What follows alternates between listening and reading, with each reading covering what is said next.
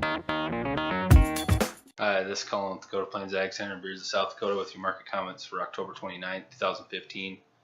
At Dakota Plains, we have a shared interest in growers being successful. We have solutions, offerings to fit your bias, and we can help with execution on grain marketing. Today, I've just been going through some different scenarios, different strategies. Thought I'd go back to the basics and cover a cash contract. What is a cash contract? How do we derive at a cash price? The cash contracts, the most basic of contracts.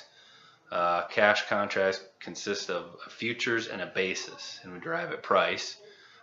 Futures, what is futures? Futures is the board or Chicago. It represents the entire U.S. market. Futures prices are decided by buyers and sellers based on supply and demand information in the market for certain time periods. Most of the cash price on a cash contract is derived from the futures price or the futures value. So we should focus most of our marketing on the futures market. The old saying in the grain business is you make dollars with futures and pennies with basis. What is basis? Basis represents the local market. I like to think of basis as storage, logistics, and time. Well, all things held equal, an oversimplified example would be if storage is tight, if there's not a lot of storage, basis is weak. When storage is available, basis gets stronger. Commercials want to buy and fill up their space, or also basis is a function of demand. Somewhere somebody wants to buy the grain. As for a rail loader like Dakota Plains, our demand is export buyers primarily from the Gulf and from the Pacific Northwest that go to Asia or other countries.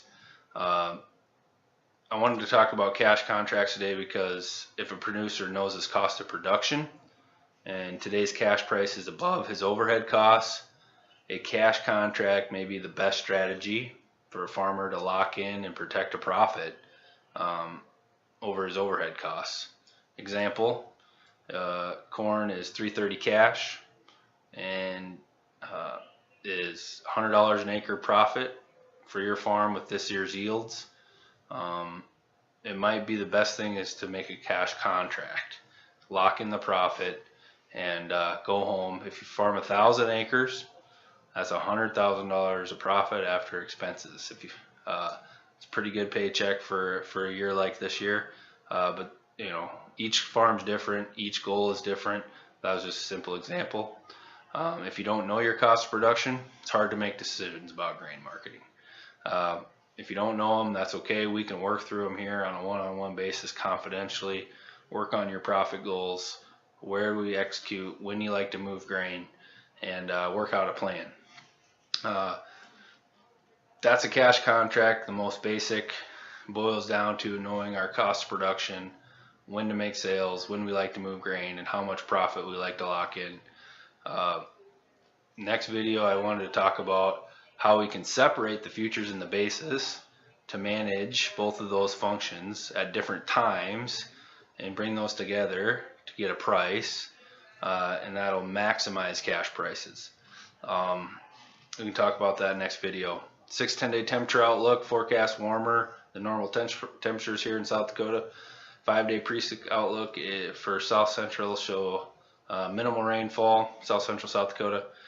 Corn market today was supported by export numbers above trade estimates.